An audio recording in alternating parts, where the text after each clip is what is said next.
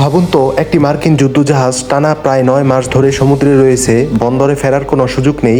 আর এই দীর্ঘ সময় সমুদ্রে থাকার কারণে জাহাজের নাবিকদের মধ্যে দেখা দিচ্ছে নানা ধরনের সমস্যা। জাহাজটির নাম ইউএসএস আব্রাহাম লিঙ্কন। ইরান যুদ্ধের কারণে জাহাজটিতে প্রায় 250 দিনের বেশি সময় ধরে সমুদ্রে মোতায়েন রয়েছে। সম্প্রতি প্রায় 200 জন নাবিক ও মেরিনের পরিবারের সদস্যরা নৌবাহিনীর কর্মকর্তাদের কাছে অভিযোগ করেন, দীর্ঘদিন জাহাজে থাকার কারণে তাদের স্বজনদের শারীরিক ও মানসিক অবস্থার অবনতি হচ্ছে। পরিবারগুলোর অভিযোগ আরো গুরুতর। তারা বলছে জাহাজে পানির সমস্যা, প্লাম্বিং এর সমস্যা, নষ্ট টয়লেট, শাওয়ারে ছত্রাক এবং কয়েক সপ্তাহ ধরে গরম পানি না থাকার মতো সমস্যাও হচ্ছে। এমনকি খাবার নিয়ে অভিযোগ আসছে। পরিবারের সদস্যদের দাবি, কোনো সময় খাবার বলতে আধা কাপ ভাত আর 2টি টর্টিলার মতো অল্প খাবারও দেওয়া হয়। আরো উদ্বেগজনক বিষয় হলো, মার্কিন সামরিক সংবাদ মাধ্যম স্টার্স অ্যান্ড স্ট্রাইপস এবং নেভি টাইমসের প্রতিবেদনে বলা হচ্ছে কয়েকজন ক্রু সদস্য জাহাজ থেকে সমুদ্রে ঝাঁপ দেওয়ার মতো চেষ্টা করেছিল। তবে মার্কিন নৌবাহিনী এই অভিযোগ অস্বীকার করেছে। তারা বলছে জাহাজে আত্মহানির চিন্তা বা এ ধরনের প্রচেষ্টা বেড়ে যাওয়ার কোনো প্রমাণ তারা দেখেনি। কিন্তু এখানে মূল প্রশ্ন হলো, একটি অত্যাধুনিক মার্কিন যুদ্ধজাহাজ কিভাবে এত দীর্ঘ সময় সমুদ্রে থাকার পরও এমন পরিস্থিতির মুখোমুখি হলো? পরিবারগুলোর দাবি এবং নৌবাহিনীর বক্তব্য,